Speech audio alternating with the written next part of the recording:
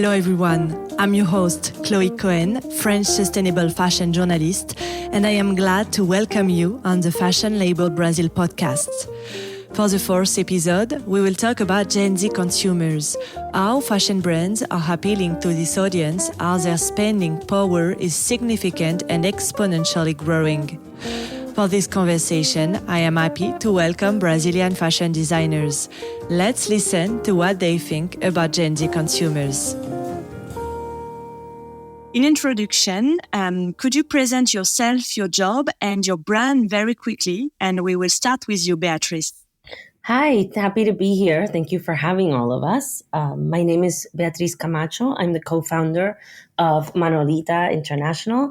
We are an artfully designed, handcrafted shoe brand, all locally made in Brazil. Thank you very much. Anna, this is your turn. Hi, everyone. My name is Ana Paula. I'm a creative director and founder, Ana de Jour. Hi, I'm Carlos. I'm Ana Paula's partner. But she's the brains behind the brand. I'll be merely the translator today. Perfect. Then Simone? I'm Simone Nunes from São Paulo. I'm an industrial design, and I'm the founder and creative director of Room, a shoes brand. Okay, great. Sylvie? Hi, hello, thank you for this podcast. And I am Sylvie Quartara. I'm founder and creative director of CNV. It's a Brazilian brand that is, our mission is to transform ancestral savoir-faire in little pieces of art. The idea is to use these ancient hand craftsmanship with a very contemporary look. Okay, great. Thank you so much. And then to finish, Peu? Hi, I'm Peu Andrade. I'm the owner and the creative director of Bootstrap. It's a brand for young people, and that's embrace and encourage empowerment and queer culture. Okay, great. Thank you very much, all of you, for these presentations. So now we will talk about the Gen Z consumers. So my first question is, as a fashion brand, how are you appealing to the Gen Z, especially in terms of sustainability and diversity, of this kind of things that are very important for this kind of consumers? Beatrice, if you want to start to answer the question. Yes. So for us, realistically, when we set out to build the brand, we were not necessarily thinking about any generation in particular. And I think that's actually one of the pivotal points about Gen Z is that, they're really embracing their individuality, right? So they embrace individual style. That means they're all different. And we like to think that our brand really caters to that individuality. We produce in small batches. We produce sustainably by using recycled materials. And on top of that, something that few brands do in the footwear space, we actually have the ability to produce made to order. Obviously, sustainability is incredibly important to that generation as well as their older counterparts in the millennials. And realistically, when we say made to order, what we mean is we're basically saying we have limited amount of stock in our warehouses, which makes us just by default a more sustainable brand. The fashion industry, as we all know, has so many issues. So many of the sustainability issues actually come from their stock situations, right? We all know that when brands have overstock, they end up selling them at a discount. Whatever doesn't sell may very possibly end up in a landfill. And by limiting our stock, we're actually choosing the most sustainable practice. In addition to that, I think from a generational standpoint, they adhere to the idea of less and better. And we like to think that our shoes come into play there as well. You don't necessarily need to buy 20 pairs of shoes every couple of years just to be on trend. If you know your if you have your style down, even if you want to take those risks, obviously with trends, but if you're buying fewer and better, I think by default, you're making the most sustainable choice. Very interesting. Thank you so much. Ana, Paola, and Carlos, if you want to react or to add something and to enter the questions, or how are you as with your brand appealing to the Gen Z? I think we agree with almost everything that Beatriz said about Gen Z, and we feel the same here at Ana de Jour. We feel like the appeal for Gen Z, it's not based on style per se. It's more about the purpose and the behavior of the brand, and we embrace diversity and sustainability, which are issues that the Gen Z generation care so much about, and we as a brand also put in the center of what we do, not only in terms of the product, but also in terms of the production process, the respect for the time and the value of the labor of the people who work for us. And I guess when we put all of that together, not only the product, but the brand as well appeals to a generation that wants to consume fashion brands that kind of represent what they feel about the world. So we think that we address that as a brand. Yeah. Okay. Very interesting too. Thank you so much. Simone, if you want to add something or to say your thoughts about that question. Yeah, I have a Gen Z inside of my house, my daughter. And so I always pay attention on her behavior, and I asked her opinions for the launch of some products and her friends, and they are all involved in sustainability. And I don't, as Beatrice said, I don't have stock also, and it's a handmade product. So another thing that I do is I let my clients keep the upper part of the shoes, and they can change the sole, so they don't have to buy a new pair. We can repair the shoes that they already have. So it's the way that I try to see my brand, like a slow fashion and bespoke label. The idea of reparation is really interesting. Thank you so much. Sylvie, if you want to add something else or to share what you think about all of that. So I completely agree when you say that the Gen Z is very concerned with sustainability. And I also think they want quality and they want value for the products as well.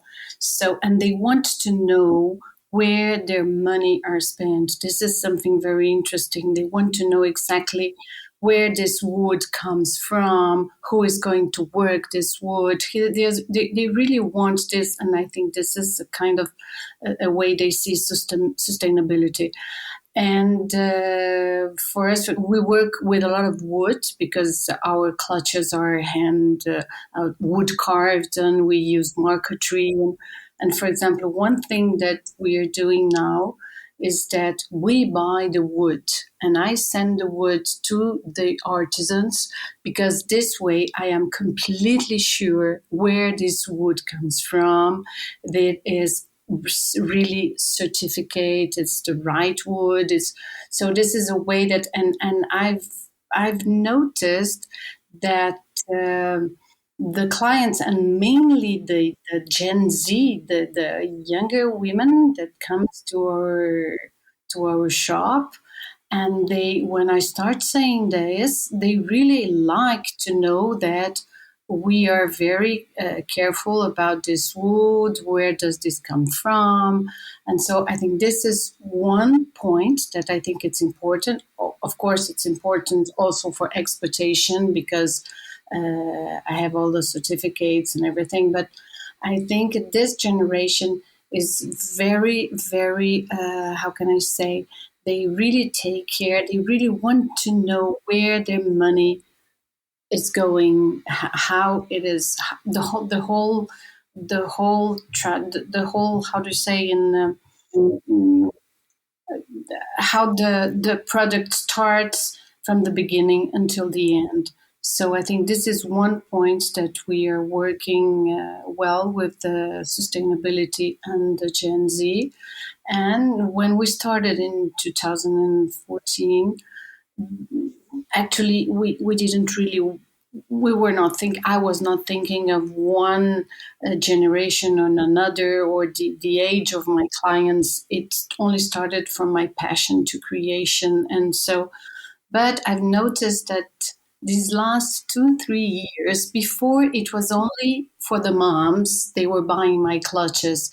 But now it's very funny because I have the mom and the daughter buying the clutch. So I'm noticing that from, I don't know, it's 2 3 years, 4 years, that we are also selling a lot to Gen Z. And I think it's a lot because of the sustainability.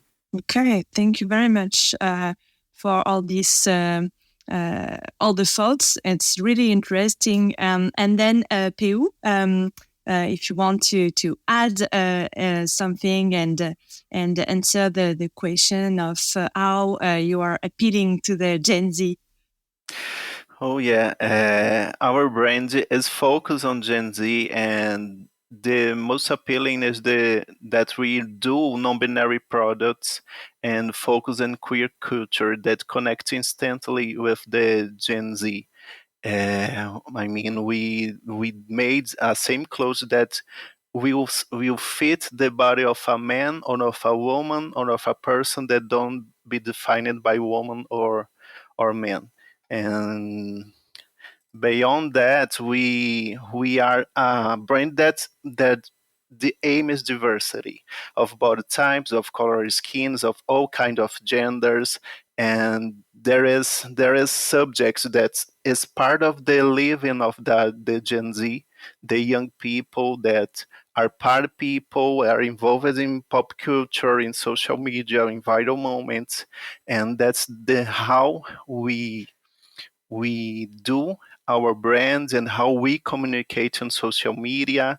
It's all focusing on this universe, is focused on the universe that is connected with Instagram and TikTok and all that moments that the behavior of Gen Z are living now.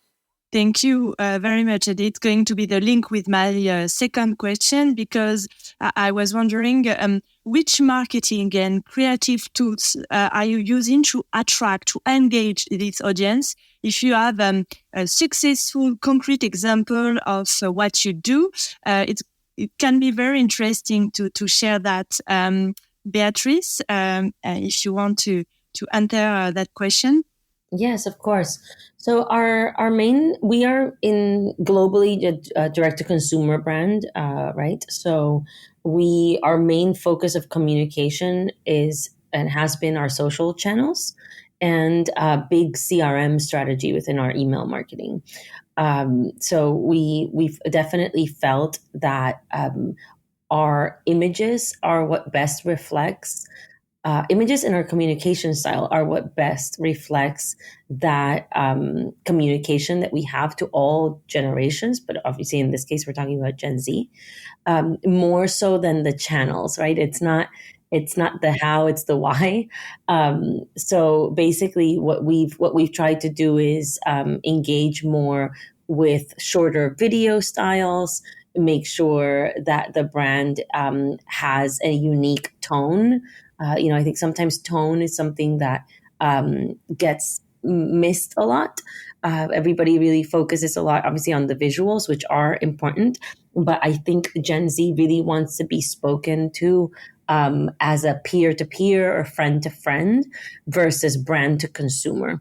And I think that is probably the space where we're probably doing best at speaking with them. We want to be informative, obviously, but we don't want it to be a sales pitch. And that is something that we've been really, really careful to do.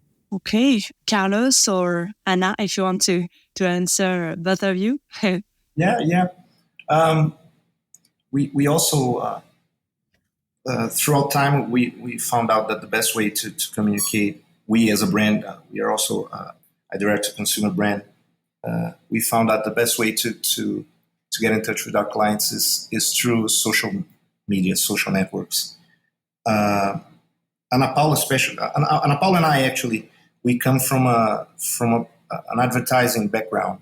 She was an art director. I was a copywriter,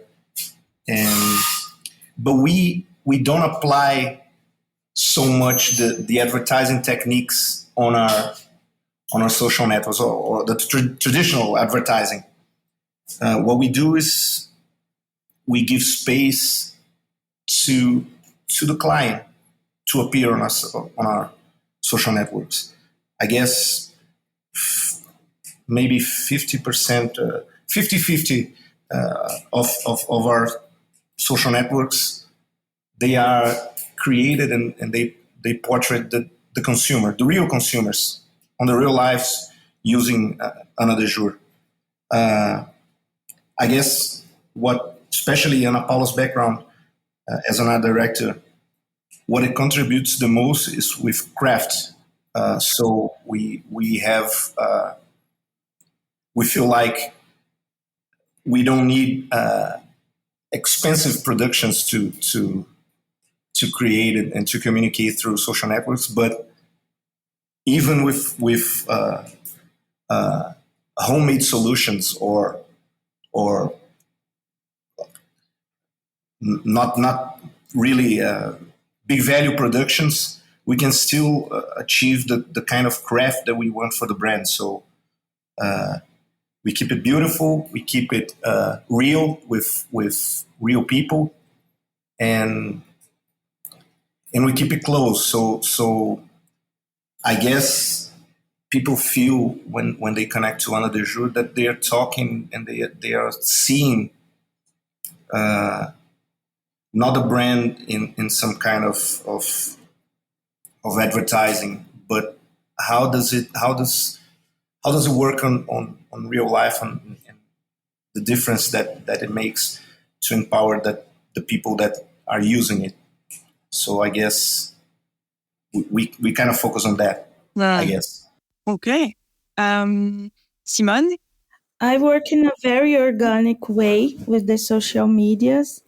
And as I said, with my daughter from Gen Z in my house, I'm a little resistant, but I need to focus on platforms as TikTok. And but I'd rather go in an old way that I do showrooms and trade fairs, and I'm only on Instagram. And yes, I don't do a lot of social medias in a way of advertisement. It's more natural and organic for me. I don't push. Okay. Sylvie, if you want to add something and maybe give an example of what you do to attract and engage this kind of consumers. Of course, our social medias are very important, and mainly Instagram, and we really pay attention to have. I don't want to say a Gen Z focus, but something very young, yes, because we know, of course, that this generation is very active in the social medias. But for example, one thing which I think is very interesting to say is that many people ask me, why don't you have an e-commerce? I say, well, because when you have the e-commerce, the person goes there, they buy the bag, the clutch, and you don't know who they are.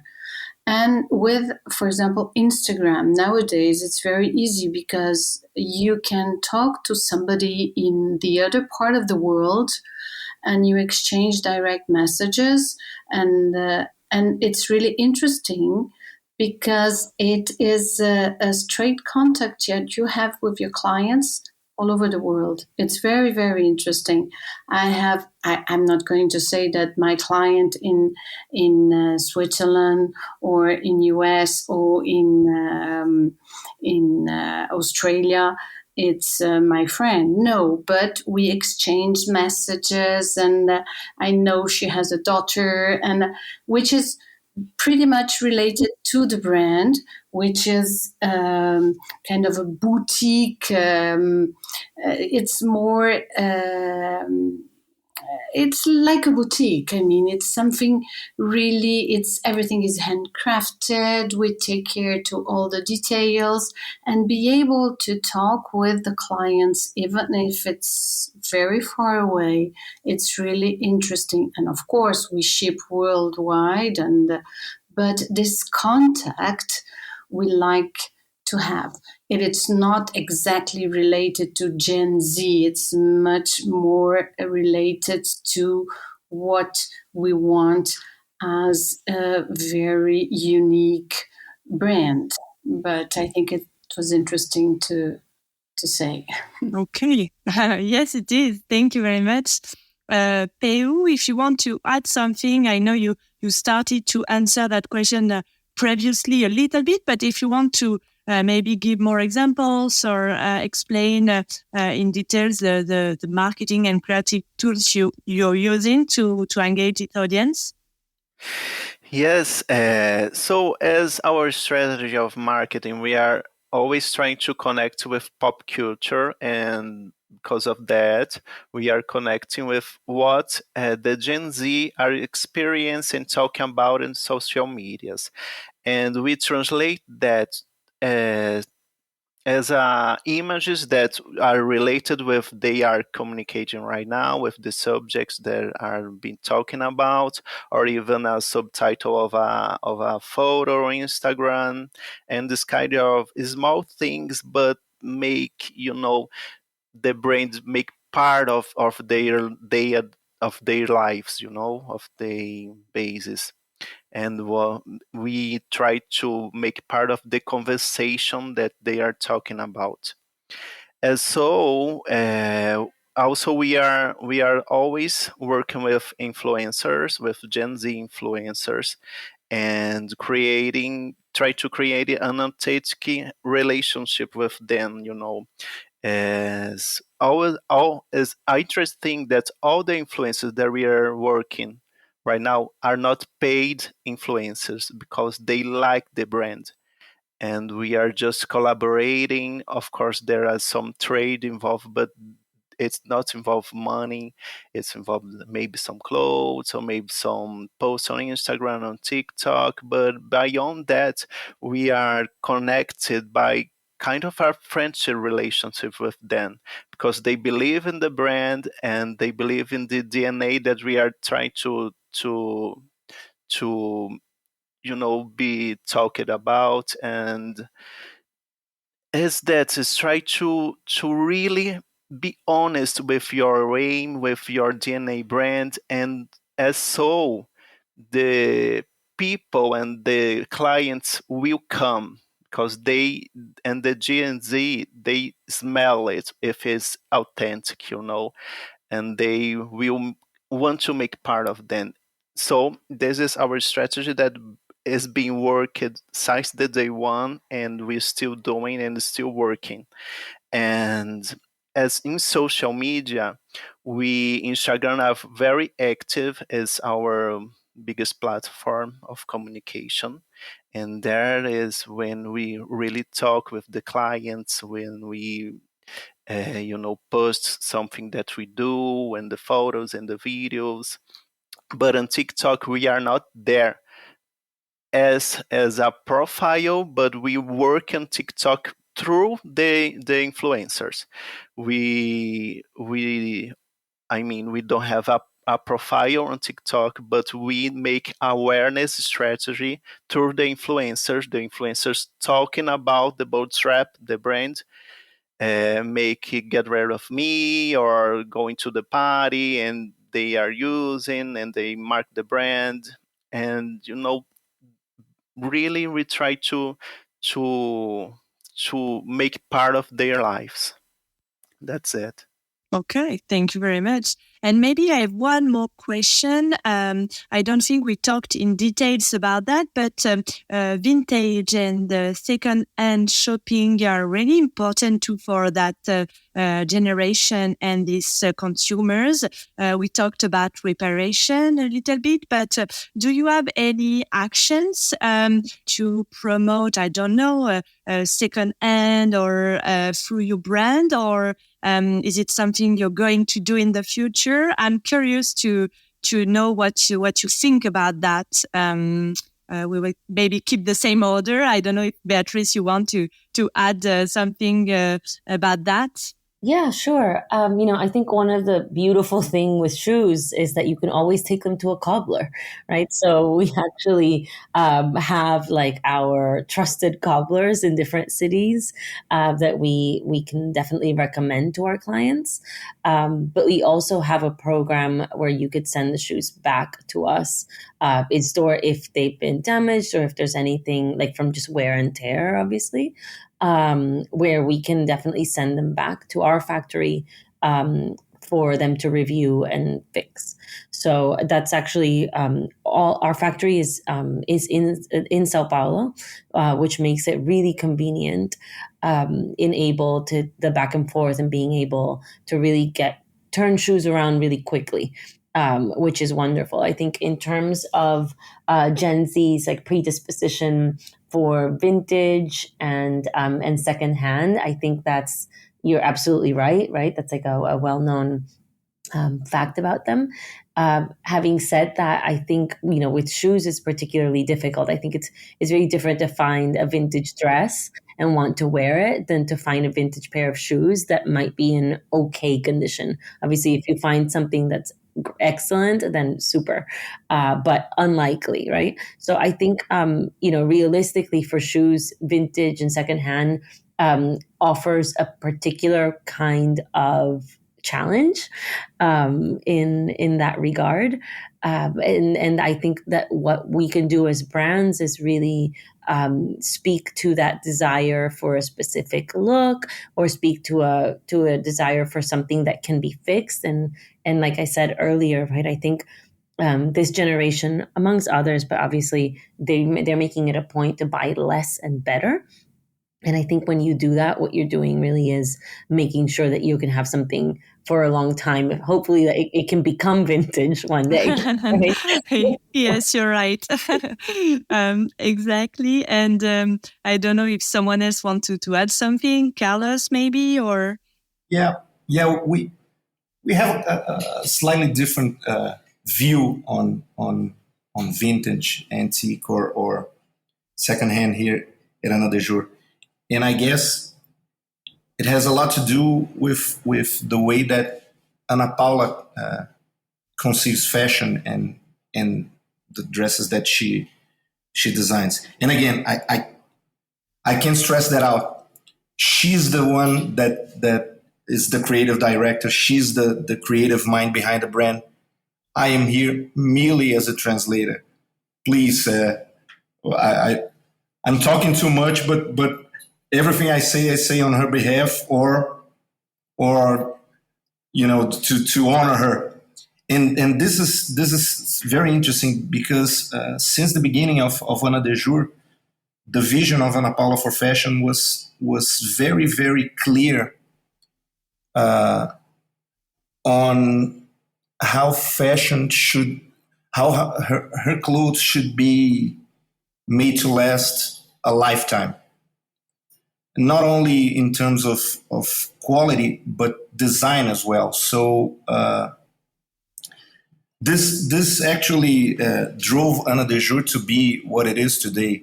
We are a brand that makes dresses from silk, from certified fabrics that we know have outstanding quality. Also from providers that suppliers that respect sustainability. So also we think that we want the world to last as long as our clothes.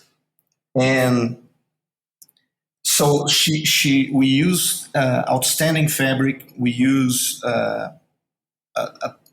an ageless design.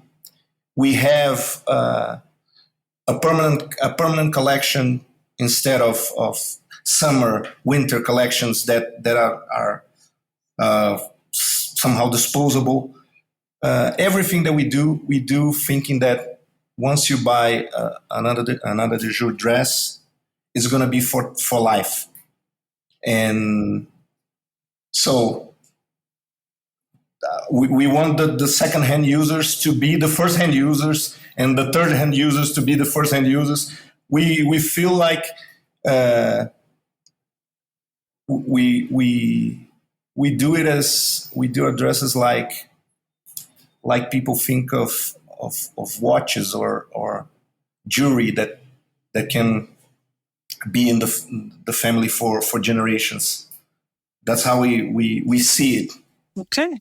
Very, very interesting too. Thank you. Simone, I don't know if you want to add something regarding the second-hand or vintage thing. I think the brand is too young to have vintage. But as I said, we repair the shoes so they can become a classic. I also, like Carlos said, I don't work with, how can I say? I don't launch products that in spring, summer, or winter. All the same shoes that I created in 2016 is still in the collection. So I hope them became classics of the brand, and that's how I see the the transmission, and it's made to last. yes. Okay. Sylvie, if you want to say something about that. So, well, we don't CNV, we don't have any secondhand or vintage strategy, to be really honest. But having said this, I really think CNV bags are little pieces of art that are seasonless, as Simone was saying, and Ana Paula as well. My product is completely seasonless, and you can wear it. You can use this bag today, and you can use this bag in 5 years. But I really think that maybe because of this, because it's completely seasonless, maybe I should think for the future because somebody can use it 5 times, 10 times, 12 times, I don't know, many times. And in 5 years, you're tired of your bag and you want a new one, you can still sell it and buy a new one, and somebody else can have the same because we'll be able to use it again even 5 years later because it's completely seasonless. So we don't have any strategy for this, but I'll keep in my mind because it could be interesting. Okay, great. It's also the goal of the podcast to raise some question and thoughts about all of that. So perfect. Pio, if you want to conclude maybe about the relation between your brand, the second-hand shopping, and the Gen Z. We also don't have a strategy of second hands or vintage products, but what we try to do is do high quality products and with a design so bold that it can become a collectible piece, that we try to do. Clothes and accessories so outstanding that the people want to collect it, and this really happened with us. And our collections are really different one of another, but also we try to do it in a way that people can use one with the other, with the next one, and mix the products for the collection don't become old. But the language of the collection is very different one of another for become a collectible item, a collectible piece, and become a vintage piece one someday. That's what we do. Okay, perfect. Thank you very much for this conclusion. Thank you, everyone. I don't know if someone want to add something, but I'm done otherwise with the question. So thank you very much for sharing all the informations. Thank you for having us. Yes, thank you so much for the informative chat. Thank you very much, everybody, for sharing all these informations with us.